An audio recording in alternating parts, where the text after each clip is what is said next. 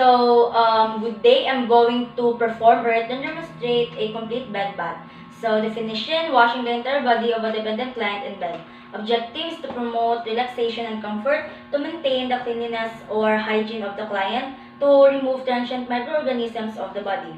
Then, safety and security measure, ensuring the privacy of the client, regulate temperature of the water, regulate the temperature of the water to prevent burns, and to provide extra care. Then procedure preparation, wash hands, introduce yourself to the client and identify client's identity, explain what you are going to do, why it is necessary, and how the client will cooperate, gather all necessary equipment, and provide privacy. So equipments, warm water, basin, soap and soap dish, washcloth, gown, gloves, towel, laundry bag, and bath blanket. So assuming na human ako nag-wash sa akong hands, so I'm going to introduce myself to the client.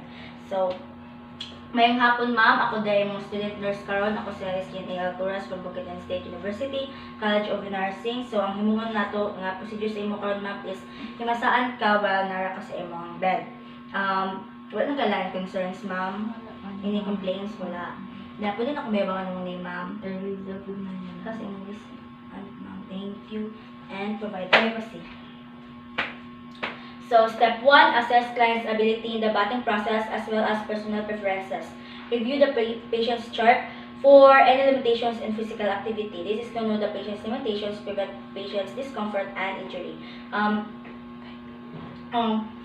Ma'am, nakay-preferred nga kuan while maligo ka ma'am?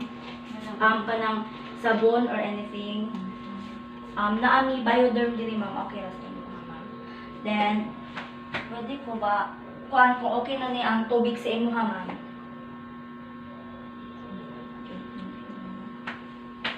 Then, pag kuan ma'am ha, mag-cooperate lang. Then, assume nga nag-check na nako ang chart and wala may mga limitations para maliguan ang patient. So, continue na ta. Then, put on gloves. This is to prevent transmissions of microorganisms and to protect the healthcare provider from possible disease.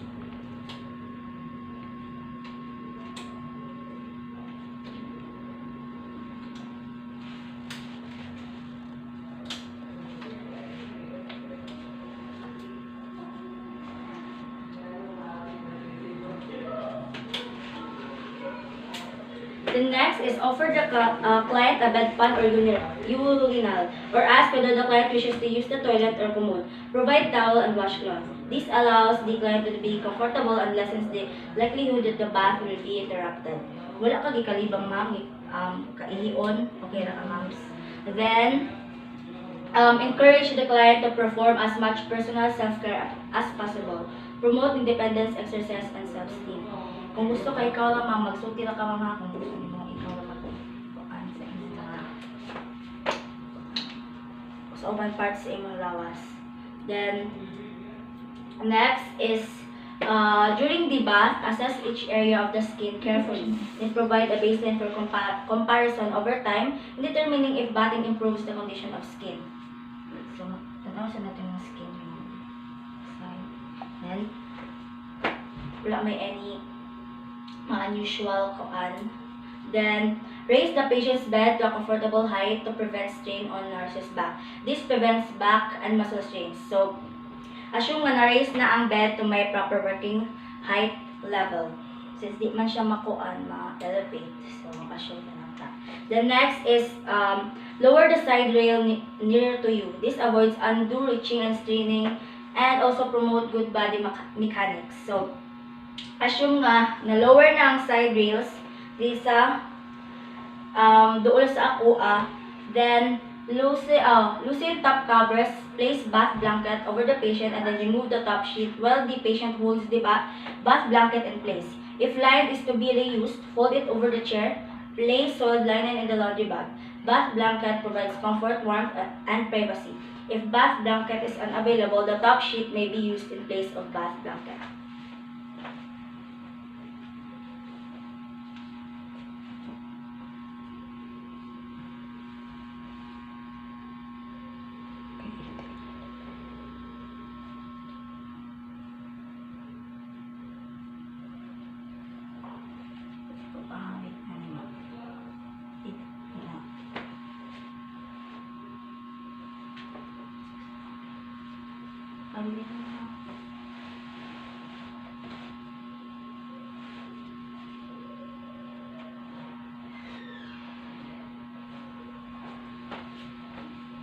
Then next is to remove the patient's gown but keep the top sheet in place.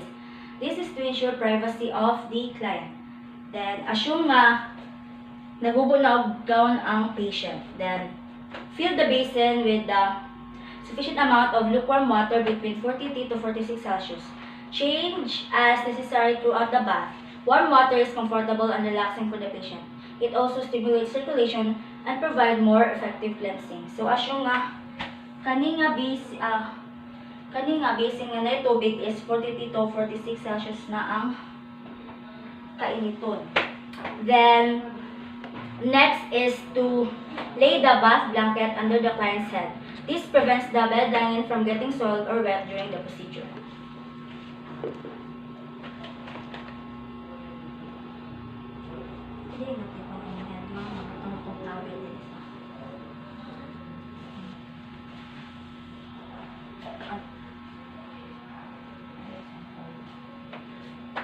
Then, wet the washcloth and fold it like a mitt on your hand so there are no loose ends. Bath mitt retains water and heat better than a cloth loosely held and prevents ends of washcloth from dragging across the skin.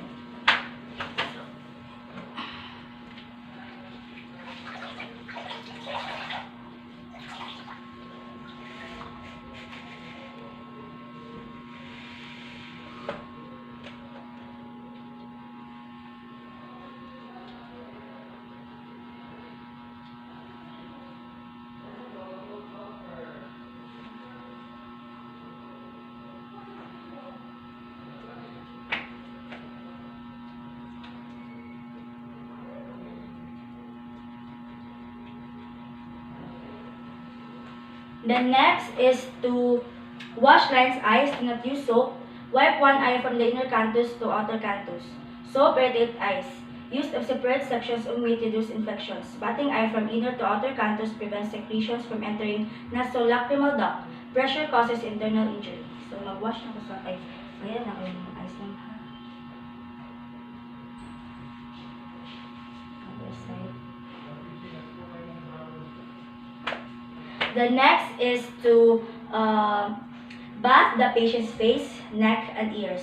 Use of soap in the patient's face depends on patient's preference. Soap has dyeing effect on the face, which is exposed to the air moved and the body parts tend to be drier.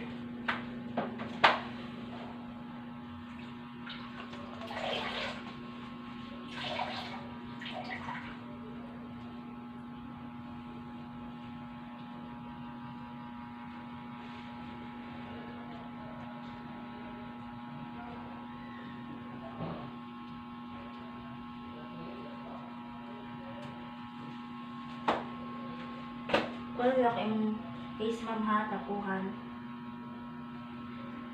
Padulong sa neck. And sa other side, face, padulong sa neck.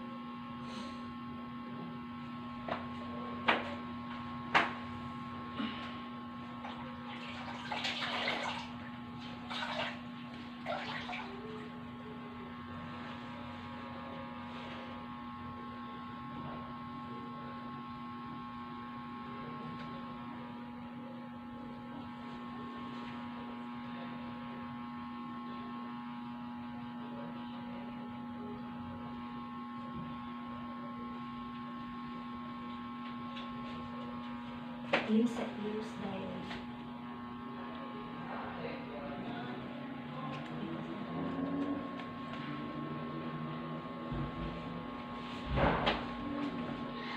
Then next is to expose the forearm of the patient and place the towel lengthwise under it. Then lift patient's arm. Using long firm stroke, wash the arm and axilla from distal to proximal. Then rinse and dry.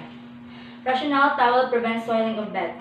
Soap lowers surface tension and facilitates removal of debris and bacteria when friction is applied during washing. Long firm stroke stimulates circulation. Moving distal to proximal promotes venous return.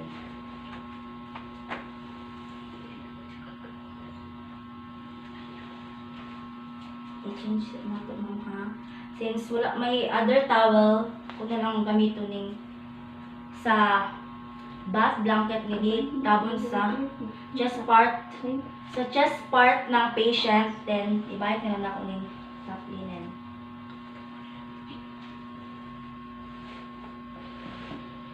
Hawili sa mga kasabot ka na.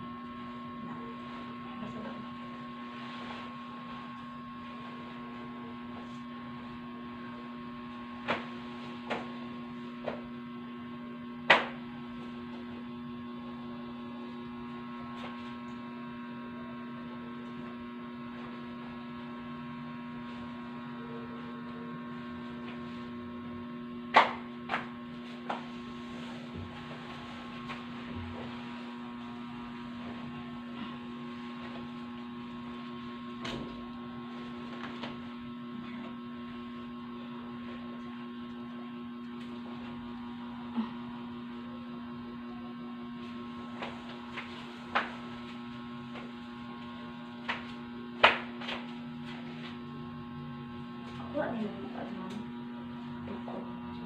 Kasi ito na.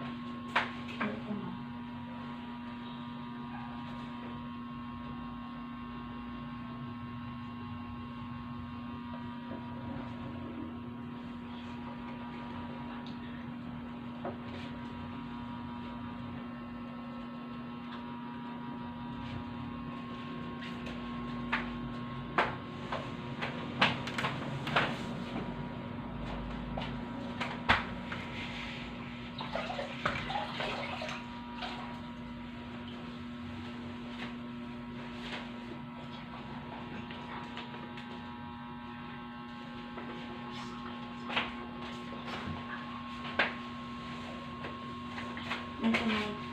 Ito na.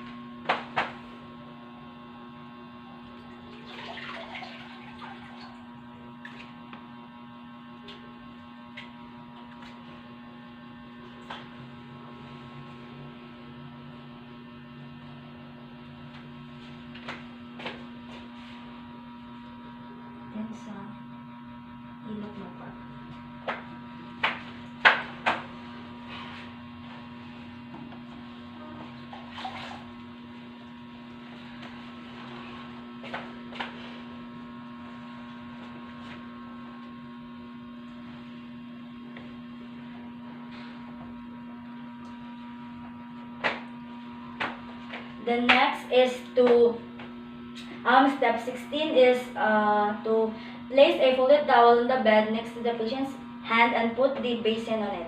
Soak the patient's hand in the basin, then wash, rinse, and dry hand. This protects the bed from being wet.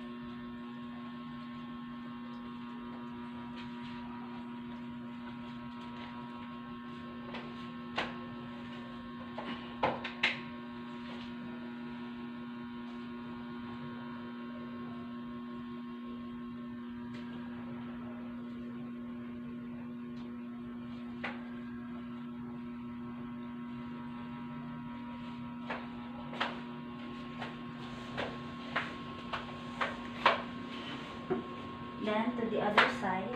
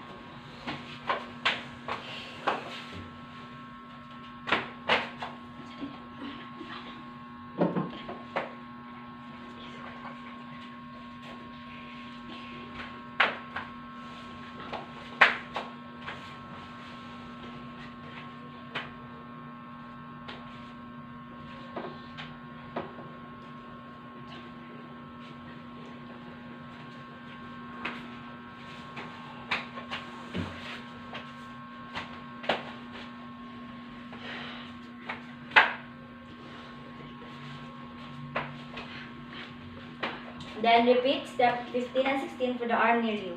Better access to patient and it helps the healthcare workers prevent back pain.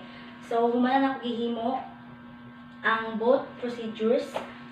Then, fold the top sheet down to the patient's pubic area. Spread the towel alongside the chest and abdomen. This keeps the patient warm while preventing unnecessary exposure of the chest.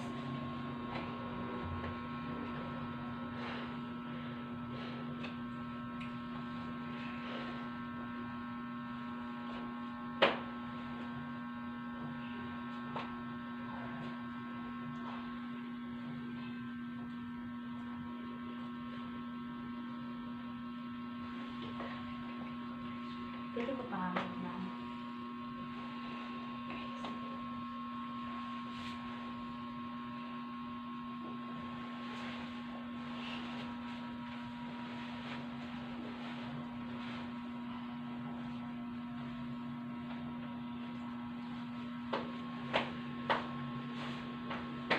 The next is to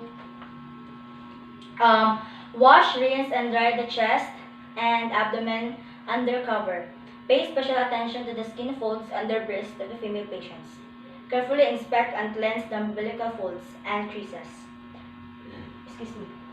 Secretion and dirt collects easily in areas of tight skin folds. Skin under breast is vulnerable to excoriation if not kept dry and clean. So, ipa-takilit sa anak ko ng ako. Ay, sa inyo. Just evacuate.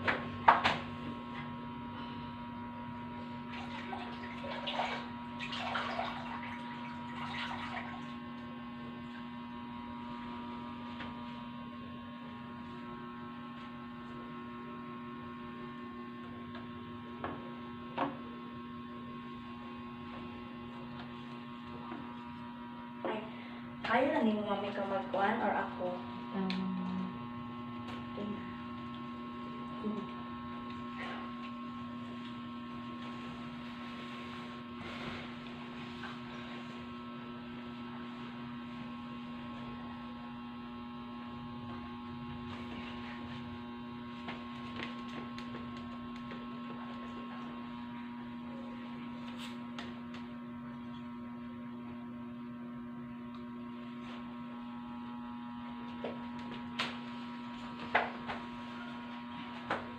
Then, bring up the top sheet to cover patient and remove bath towel. This is to prevent unnecessary exposure. So, balik na natin yun. Mabilis ang mga.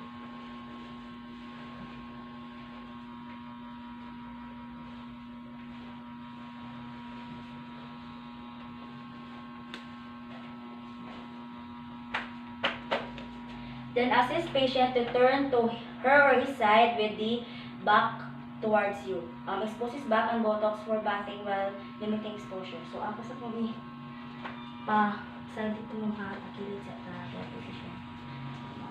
Tiilid.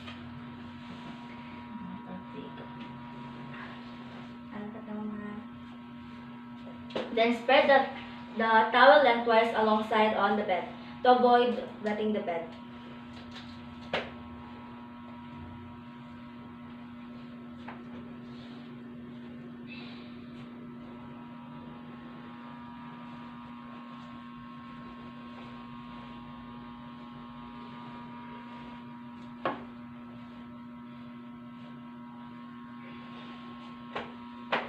Then expose the entire back. Then soap, rinse, and dry from the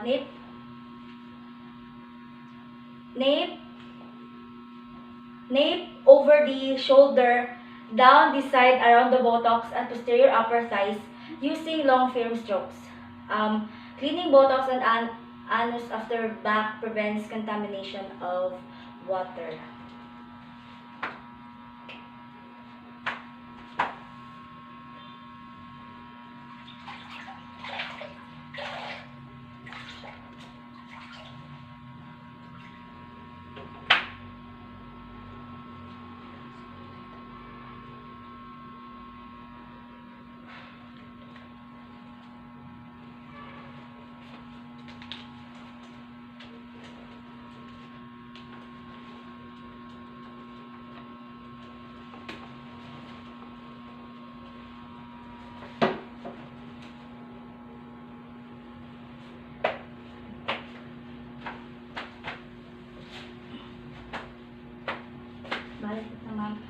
Then, turn the patient back to supine or dorsal position. Promotes patient's relaxation and to make sustainable position for lower extension. Extremities care. Balik ito lang ha.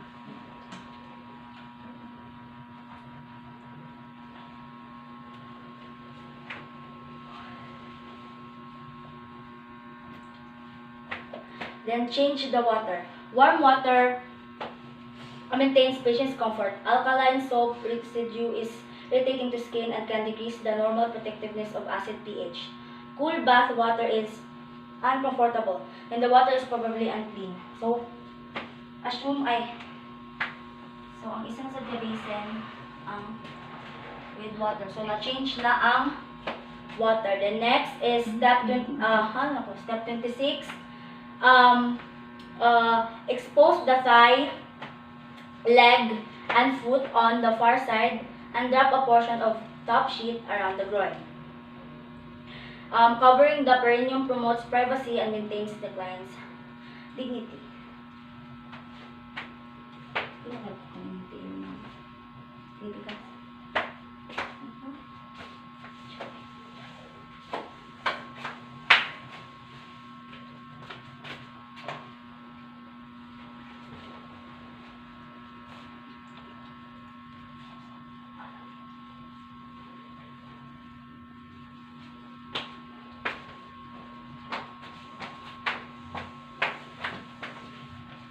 Then flex the knee and spread the bath towel lengthwise under the other leg. Towel prevents soiling of bed linen.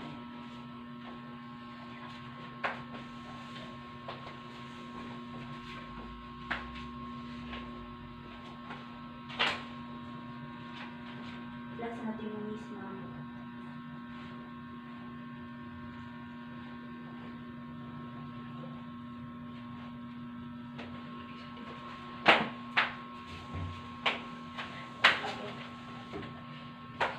The next step is step 28 is to wash, rinse, and dry from ankles to knees.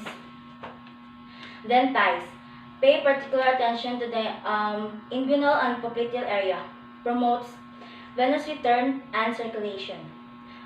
Excess massage of calf could loosen deep vein thrombus.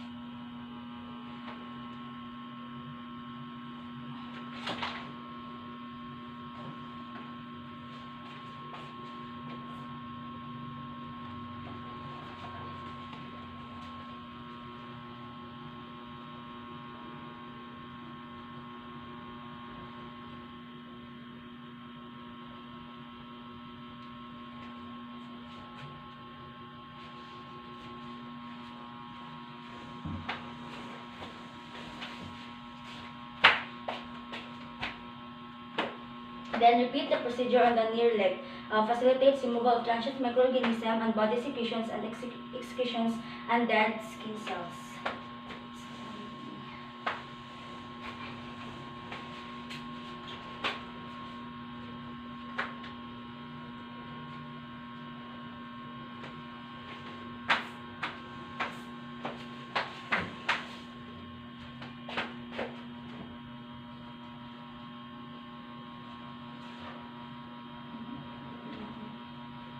Flex up.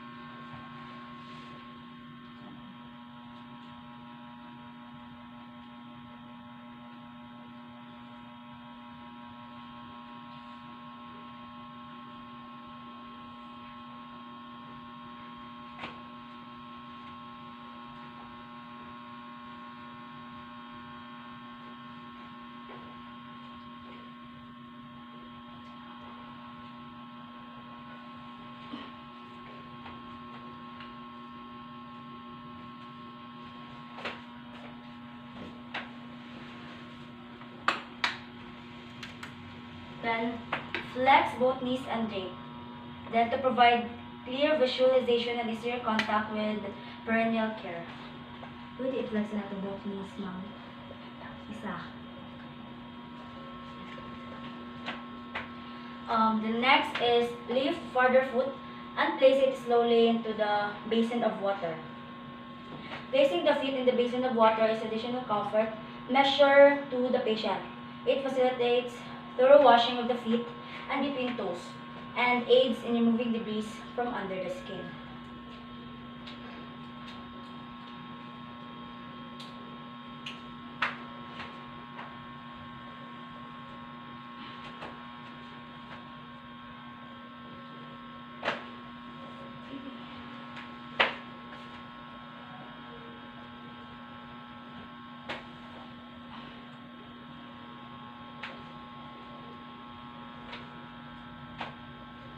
Then soak, rinse, and dry thoroughly between the toes. If the basin is big enough, both feet may be washed at the same time. Drying of feet is important to prevent irritation, possible skin breakdown, and infections. So, ito na i-wash yung feet mo, ha?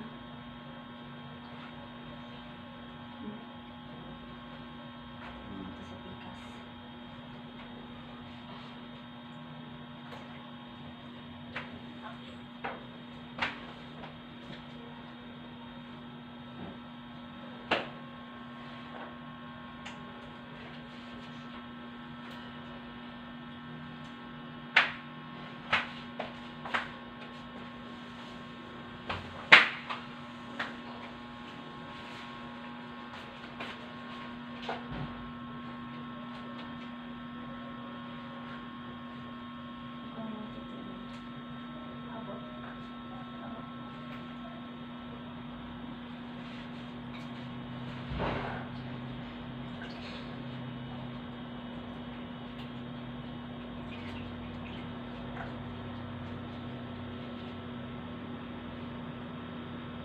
Hindi also sa akin mga basin. Iabot ng basin.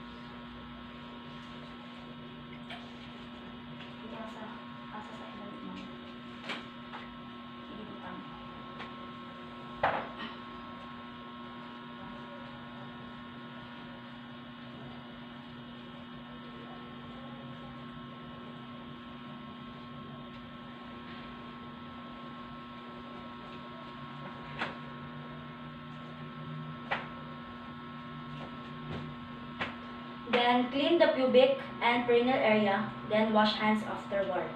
Providing perineal care reduces odor and decreases the risk of infection through contamination. Hand hygiene is important to maintain cleanliness and safety.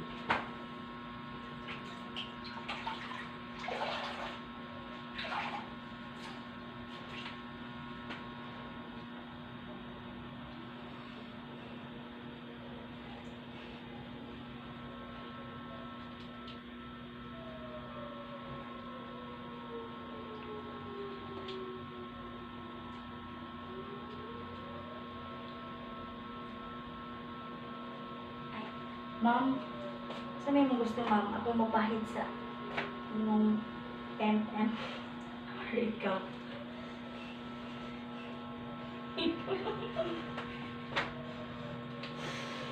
Okay, ma'am.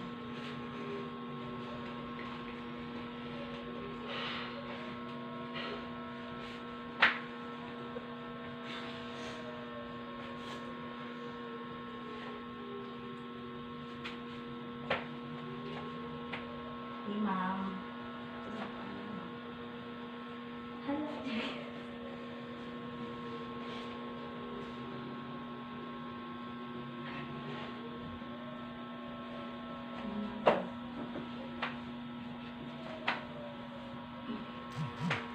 Then assist, help the patient to put on the gown and attend to personal hygiene needs. This provides the patient's warmth and comfort. Mm. Comfortable na ka diya, ma'am? Okay na ka, ma'am? Yes, ma'am. Dahil okay naman daw ang patient, comfortable naman siya, and assume na lang ta nga nahubo na ako ang gown, gihubo na karon. Then, comb the hair and assist patients into a comfortable position. This promotes the body image of the patient. So, guys, na ko yung hubog, ma'am, ha?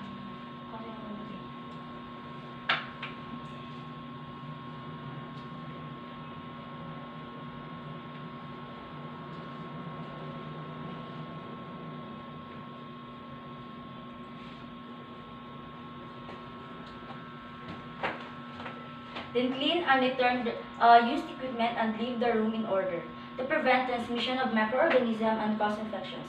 Clean environments promote the comfort of the patient. So I'm going to remove my gloves.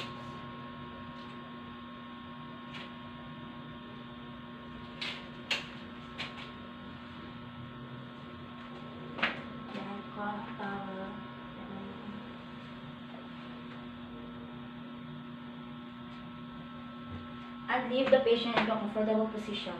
Okay na ka, ma'am, sa paggibuhat ng procedure, ma'am. Then, assume nga na clean na ang equipments ug nabalik sa butahan. And that's all. Thank you.